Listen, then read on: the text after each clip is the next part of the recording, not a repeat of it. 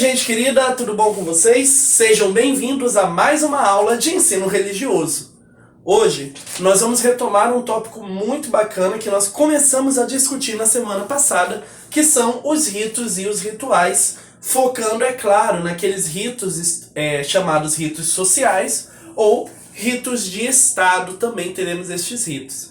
Então, para começar, a gente vai retomar um ponto que é o que significa identidade social ou identidade cultural. Quando a gente fala de identidade, a primeira coisa que deve vir na nossa cabeça é aquele nosso documento de identidade, não é verdade? Cada um tem seu RG, que diz ali quem é você, que te identifica como pessoa, como sujeito dentro da nossa sociedade. Só que quando nós falamos desse tipo de identidade, que é a identidade cultural, nós estamos falando de um outro tipo de identidade, mas que também nos identifica. A identidade cultural são os conjuntos de comportamentos, condutas, práticas, vestimentas, alimentações, comidas, que constituem as características que identificam um determinado povo. Características que identificam um determinado povo. Por exemplo, quando eu penso no tacacá, quando eu penso no pato do tucupi, na maniçoba, me vem na minha cabeça uma série de culturas e características de um povo que é o povo do Pará, por exemplo, que costuma comer bastante essas comidas, porque faz parte da identidade cultural desse povo. A identidade, então, é esse conjunto de características que identifica um grupo. Este grupo pode ser uma nação, pode ser um povo, uma cultura e até mesmo uma família possui também a sua identidade cultural.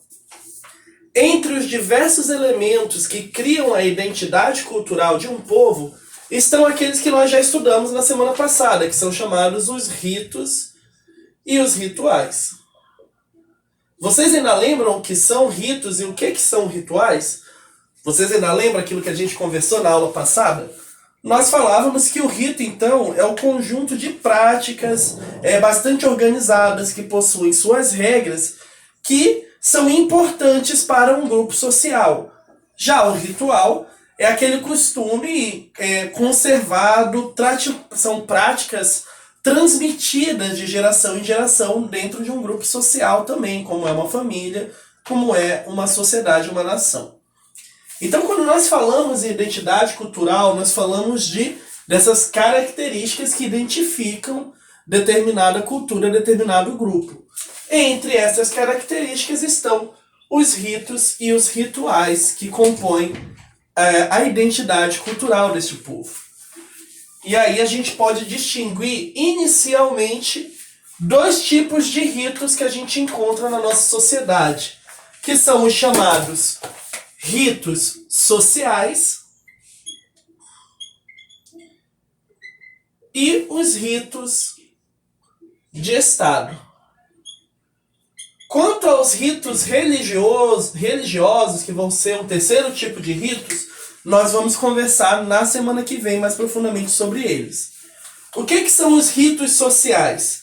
Estes ritos compõem a identidade cultural de determinado grupo. Este grupo pode ser tanto uma sociedade, tanto uma família, quanto uma escola. Qualquer grupo social vai ser a sua identidade marcada nesses ritos. Estes ritos de passagens, eles são mais ou menos, nem sempre, viu gente, mais ou menos informais. Eles são mais ou menos informais. Em que sentido? Não tem nenhuma regra escrita dizendo como esse rito deve acontecer. Isso não significa que ele não siga normas. Daqui a pouco a gente vai pegar uns exemplos para entender. Exemplos de ritos sociais. Entre os povos indígenas, por exemplo, os carajás, existe um ritual de passagem chamado Retorroqui. Este rito é um rito pelo qual um jovem indígena se torna um homem adulto. E ele passa por diversos ritos de dança, e até de caçar um animal, para provar que ele já é um homem adulto. Outro exemplo de rito social é a festa de 15 anos, a festa de debutante, em que a menina deixa de ser uma menina para se tornar já uma adolescente, uma jovem mulher. Isso são ritos que marcam a vida e a cultura. Esses tipos de ritos são chamados ritos de passagem, porque eles marcam momentos específicos da vida de uma determinada sociedade, de um grupo social. Outros exemplos de ritos sociais: a festa de aniversário, o Réveillon, a ceia de Natal, aquelas festas que nós temos, o carnaval, por exemplo, também pode ser considerado, aqueles blocos de carnaval de escolas de samba, também pode ser considerado esse tipo de atividade. Já os ritos de Estado, eles marcam e identificam a identidade cultural de um Estado ou de uma nação.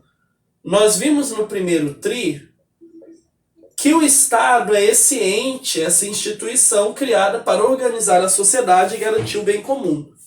Dentro do Estado são estabelecidos um conjunto de ritos que marcam momentos importantes da vida do Estado ou da nação. Esses ritos são ritos bastante formais. Todos eles, gente, todos os ritos de Estado possuem uma regra, um códigozinho dizendo como ele deve acontecer, e ele é marcado pela formalidade que ele acontece.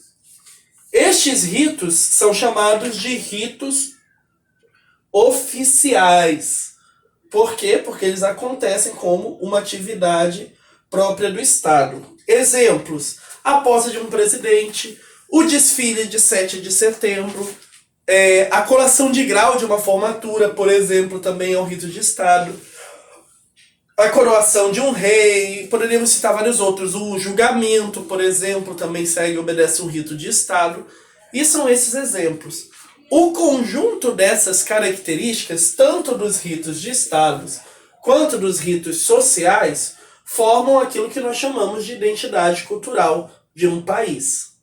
Entendidos? Ficaram com dúvidas? Se tiver dúvida, deixa nos comentários, conversa com a gente, que nós vamos esclarecer da melhor maneira possível. E quanto ao restante, vai ficar uma atividade para vocês aqui no Google Classroom. Eu quero que vocês pesquisem. Olha só que atividade legal, vocês vão poder pesquisar.